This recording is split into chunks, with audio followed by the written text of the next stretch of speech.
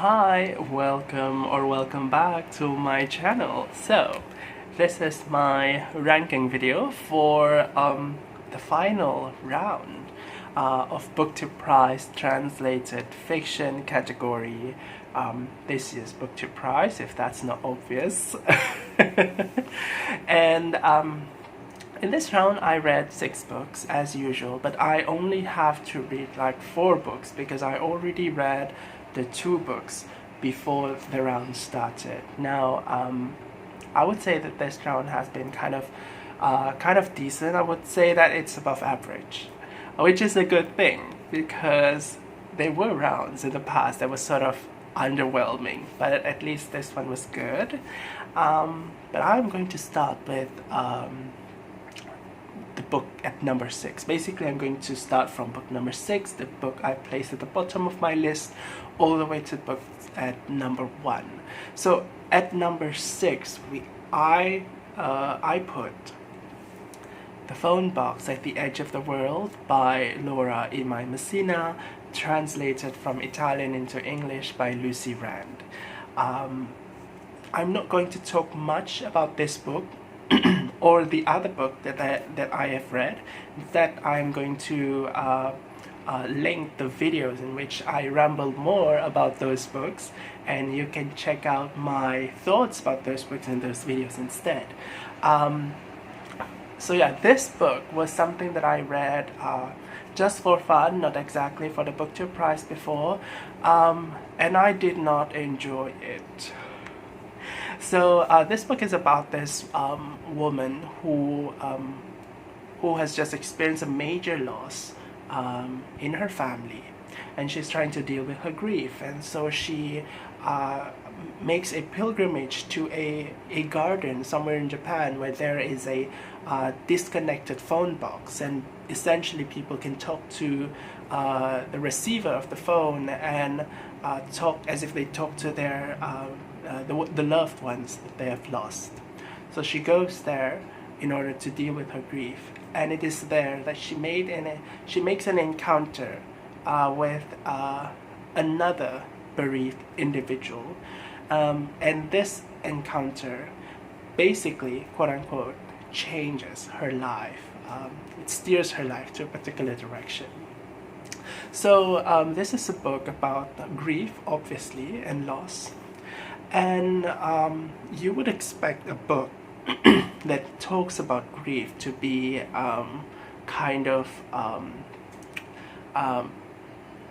to deal with grief in a way that it tries to dive deeper into that.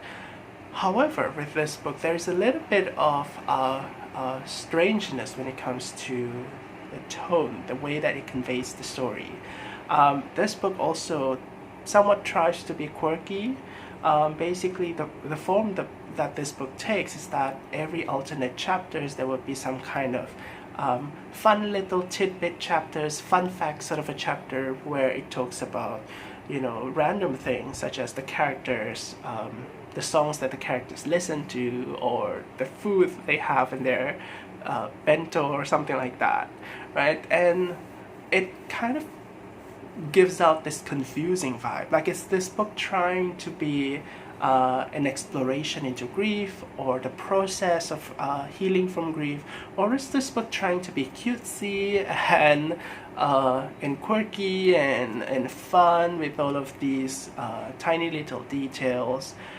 And it's just a really confusing book, and as a result, neither of those things really came to me. I don't mind if a book is about grief, but is trying to go the quirky and fun route. It can be done well, but I feel like this book is trying to go both ways, and it just doesn't makes a lot of sense to me. Right? So yeah, that's my thoughts about the book at number 6. Moving on to book at number 5 is Brickmakers by Selva Almada, and this one was originally written in Spanish and translated into English by McDermott. So I'm not sure if this happen to you. But at least for me, when I first learned about Brickmakers, I somehow had this impression that it was going to be a queer book, but after I finished it, I realized that it's not really a queer book. It's but somehow it has been sort of marketed that way. Maybe that's just unique to my experience. I don't know. Maybe you guys have experienced it also. Anyway, there is some queer element in this book, a homosexual relationship happening in this book, but it's not central to this book. Instead, what's the most central, and I think this is in fact mentioned in the book's description, is machismo, toxic masculinity. Basically what you have in this book is that there are two feuding families, or rather it's not the families that are feuding with each other. It's the patriarch of each of those families are feuding with each other. So we have the Tamai family and also the Miranda family, and both of these families, they live in a rural part of Argentina.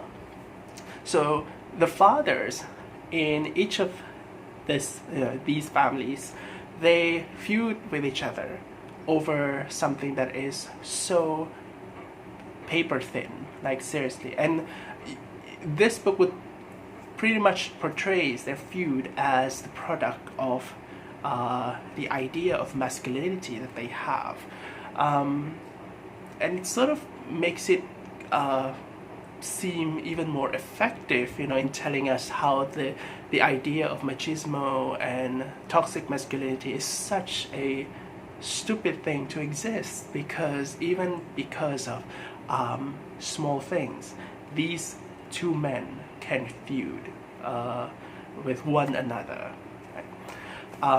And so I think that is one of the things that this book does really well. So we have these two feuding men, but that's not all. Because they're feuding, their families don't really coexist well with one another, and this feud would eventually spills over to their sons.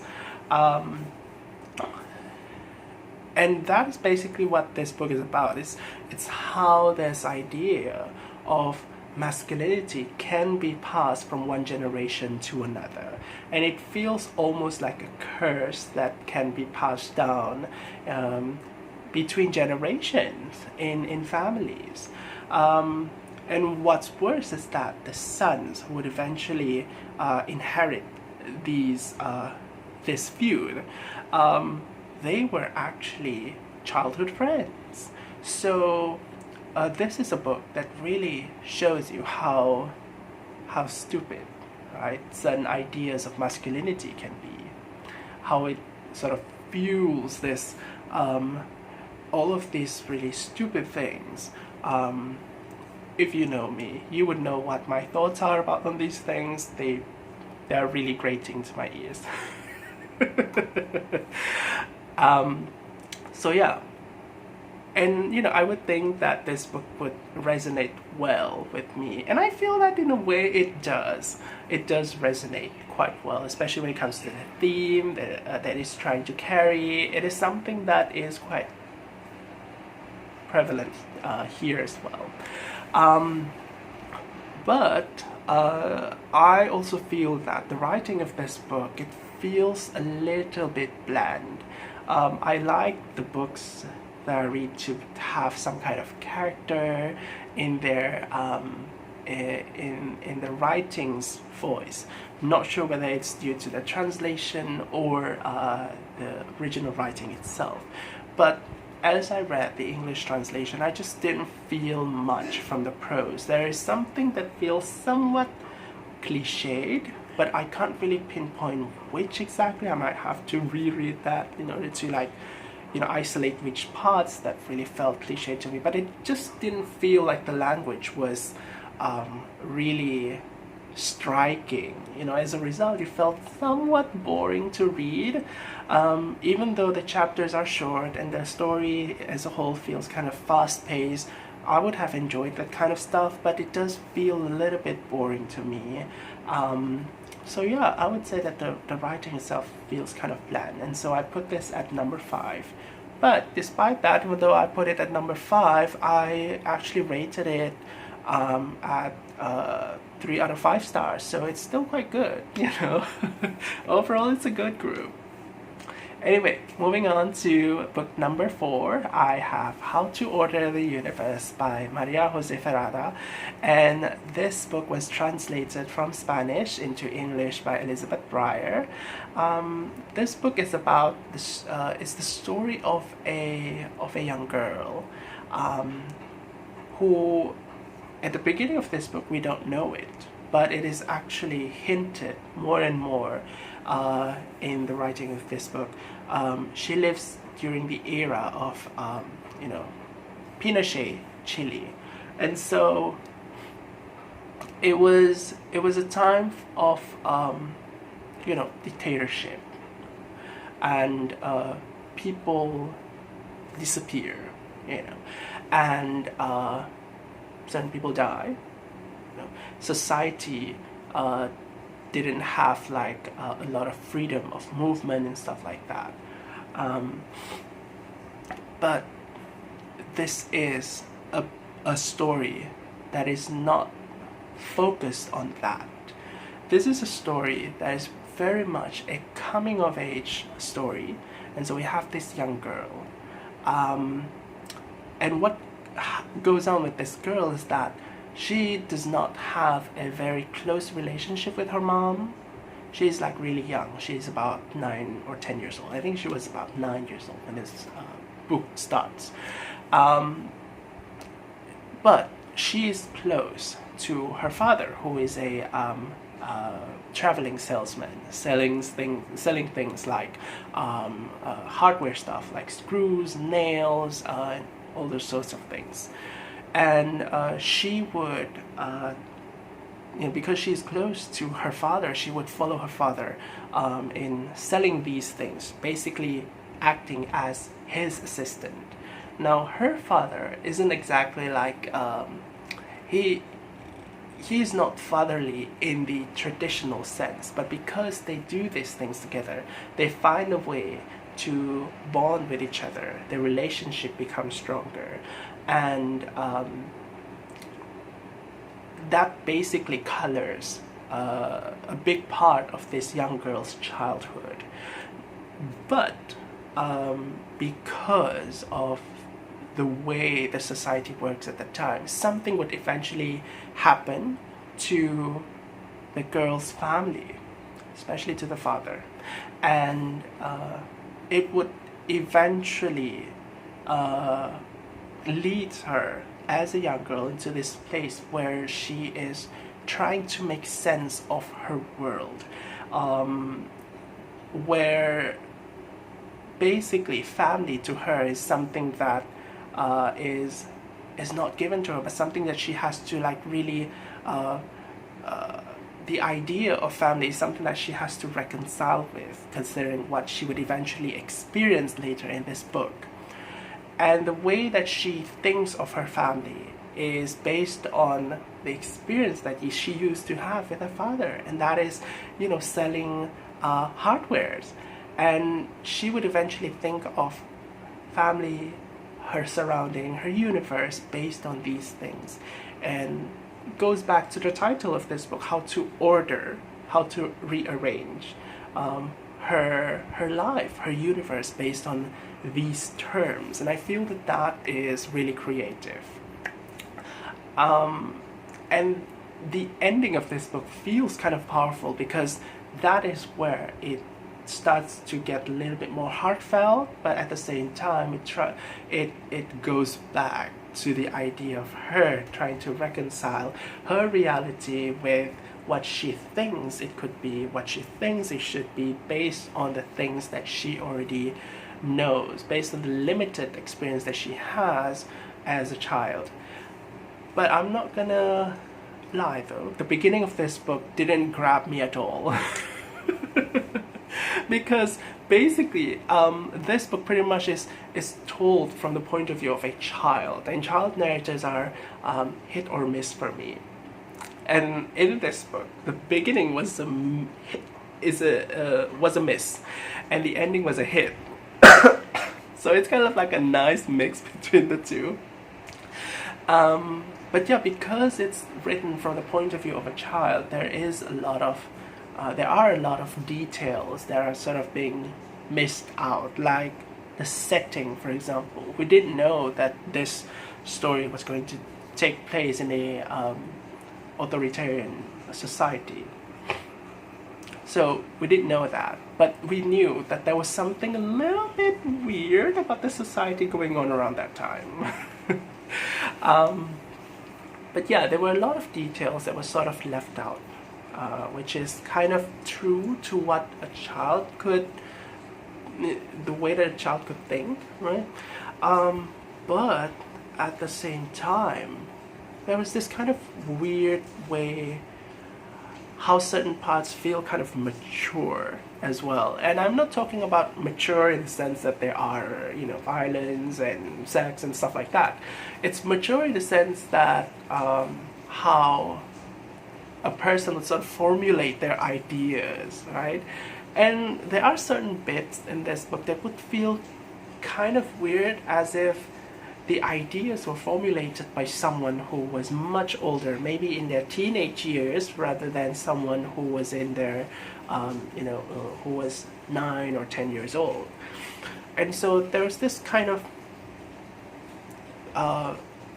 spark of wisdom that would suddenly appear that just didn't feel like it really aligns with the age or the supposed age of the narrator, which kind of bothered me a little bit. It doesn't go into that whole precocious child territory, which I absolutely loathe, but it is approaching it. But it's not there yet, so it's still good. I gave this book 3 out of 5 stars, mainly because the ending was powerful. I'm telling you, it's powerful. Next one, number 3, and it's basically kind of like almost a tie between number 3 and 2. So at number 3, I have a book by Hervé Tellier, and it's called The Anomaly. And this one was translated from French into English by Adriana Hunter. Now, if I have one word to describe this book, it would be fun. This book is fun. It's entertaining. This is a book about how a plane from France to New York. It's going to land in New York, and it's going to, to just do its own thing. It's going to land in June, right? Everything is normal. Everyone on the plane is just like, okay, they're just going to New York, landing as per usual.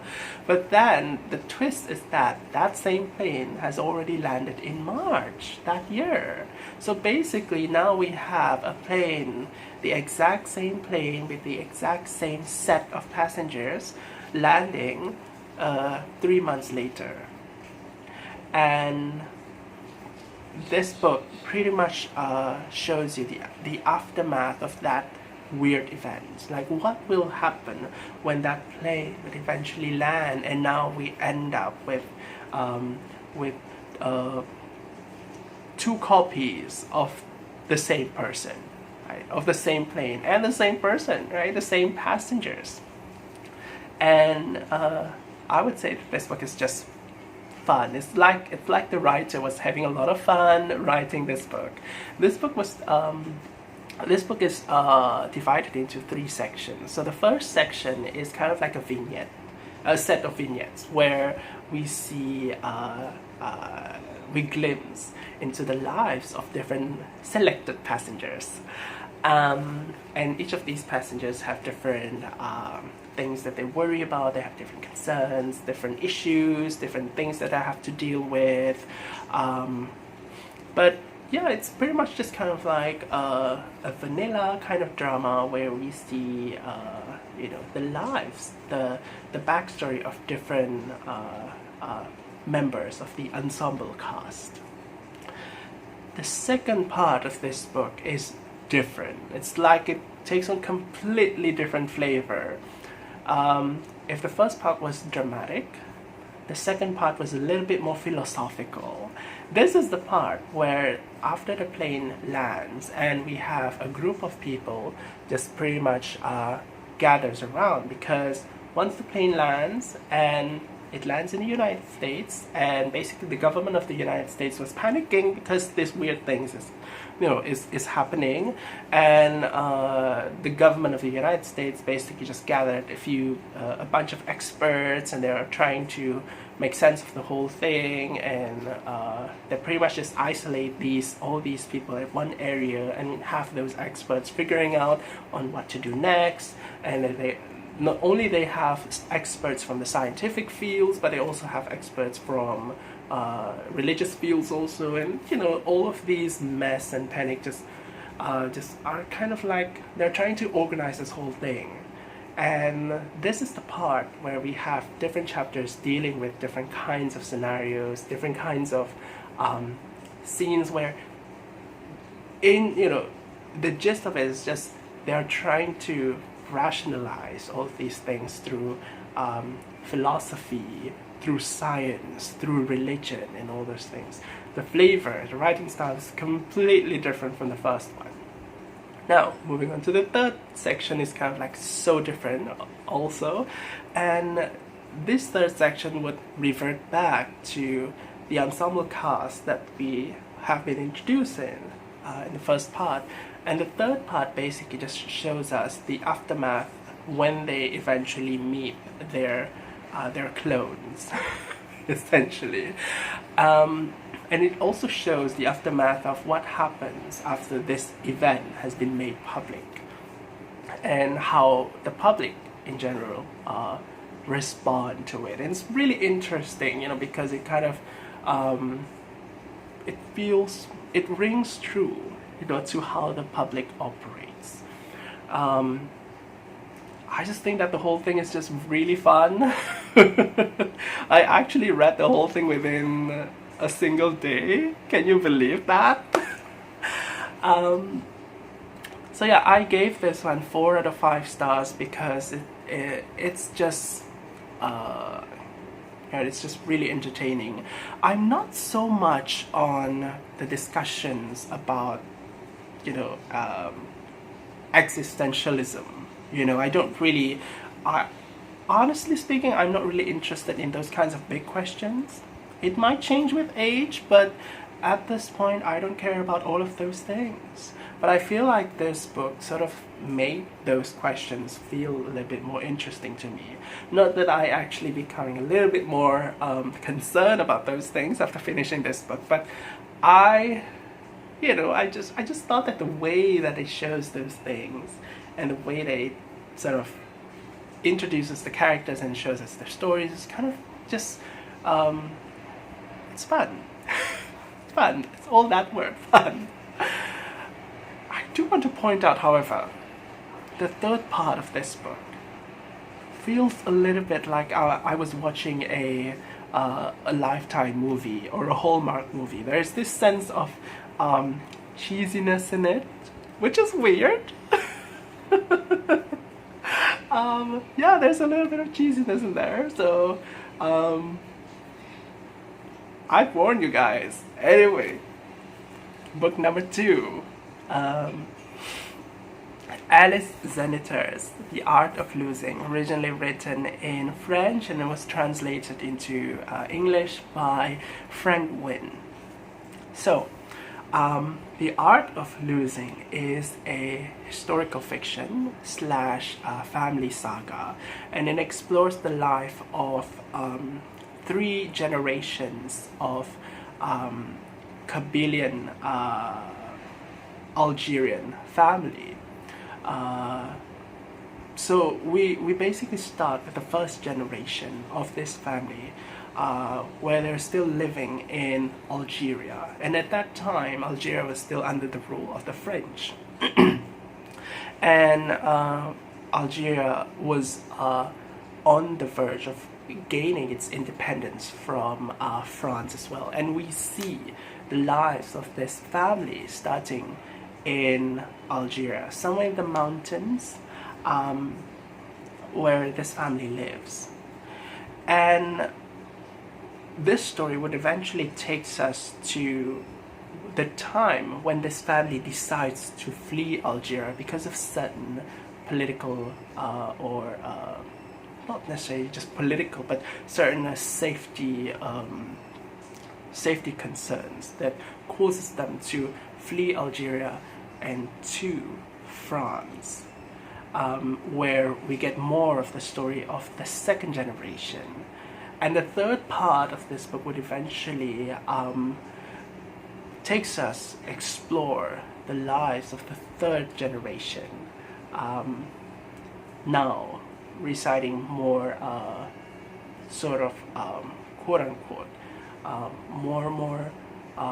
more French in a way, now that they already live in France.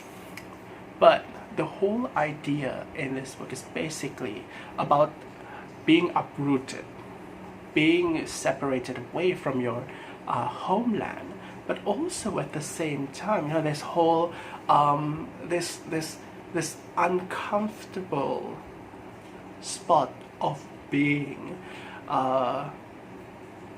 not having a homeland and having to call a different place a home, your new homeland of sorts, but not really having that kind of emotional attachment or willingness to embrace things, simply because things just don't embrace you back. So basically that's kind of like the idea of this book. The entire book is a book about the discomfort of the immigrant experience and how your identity is, it's kind of like a question of whether you're trying to it is something that you forge yourself, or is it something where you're coming from? Because basically what the book tells you is that if identity is where you're coming from, what if where you're coming from doesn't really want you to embrace that identity? What if the place you're coming from pretty much denies you? Or maybe it's something that you're trying to forge for yourself based on your new place. What if that new place doesn't want you to? Right, so I feel that The Art of Losing does that story really well. And it also explores the kind of friction that could totally happen between different kinds of generations in a family that has been uprooted from their original homeland. The kind of generational friction that feels very believable, because it goes down, it depends on how each member of the generation is being influenced by their current surrounding, and also being influenced by their upbringing, and influenced also by the kind of disconnect that they have with their history, which is totally not their fault. Another thing that I find kind of excellent in this book is the pacing. Some booktubers might have mentioned that this book is quite slow, and it's true, it's quite slow, but I feel that there is this kind of consistency in how slow it is. It's like when you get to the first few chapters and you decide it's slow and it's going to be a slow read, it is going to take this slowness all the way until the end, and that is what it does really well. It's very consistent in its pacing, and so it makes for an excellent slow read. And so it feels kind of enriching, it doesn't try to rush certain parts, but instead you're going to get all of the parts in this book in this same manner. It feels as if each of the information, each of the story from different generations in this book, all are going to feel important, similarly important. And I think that dynamic is what makes this book feels in a way quite sympathetic as well. It has that kind of compassionate vibe to it, that it doesn't try to judge different kinds of suffering or different kinds of hardship that each generation is facing is something to be blamed for, or one is more important than the other, you know, because lives are just kind of like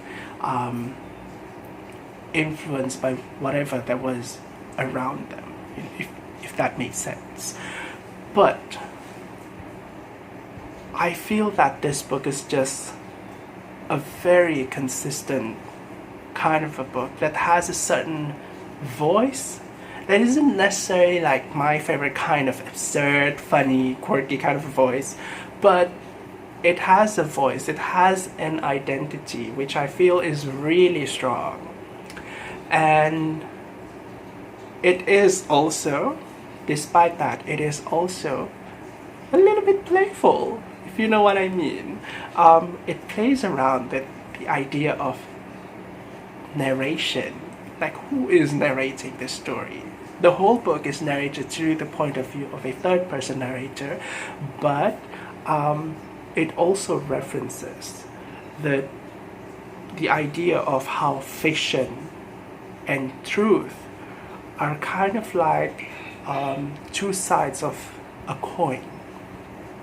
And it does so in this kind of like fanciful way.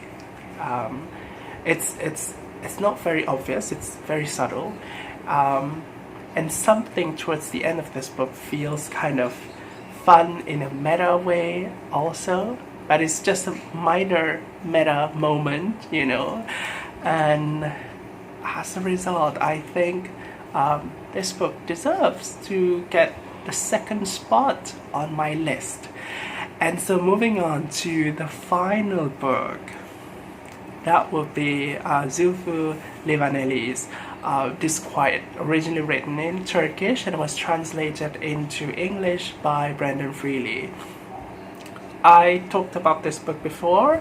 I loved it. I gave it 5 out of 5 stars. So I'm not going to talk more about this book in this video. You can check out the video that I link in the description box. But anyway, this book is essentially about this journalist who is trying to figure out what happened prior to the death of his childhood friend.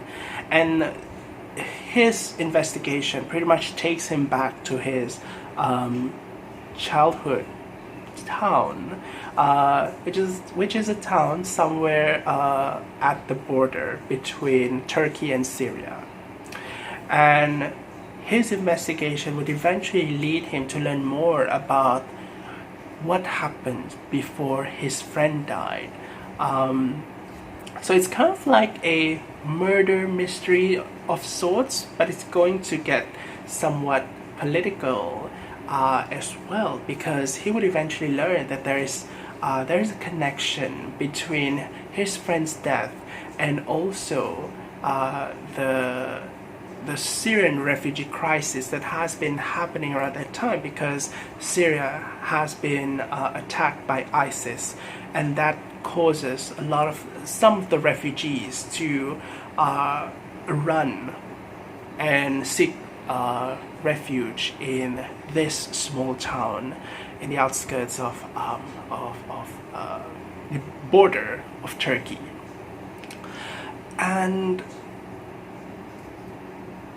this book would eventually lead you to the very complicated exploration of racism, of xenophobia, and it's not going to be something that is to be explored in this like really easy way, you know. It's just this guy is racist, that guy is prejudiced and stuff like that.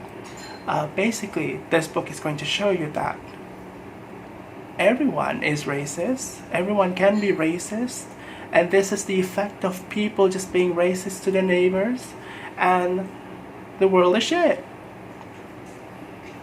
And it's also going to explore the idea of doing good and charity and what it means to be charitable, what it means when you do charity, what motivates you to do charity,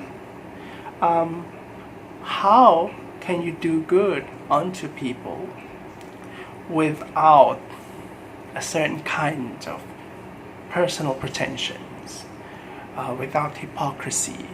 Basically, it's also going to explore a little bit about the hypocritical part of charity, which I think is kind of interesting. Right? This whole book, it's just kind of complex in that way.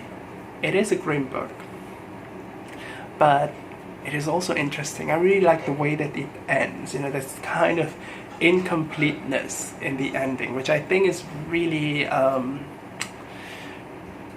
it's just, I don't know, it's just attractive. Anyway, I'm not going to talk more about this book. That's all for my ranking of the BookTube prize, and this,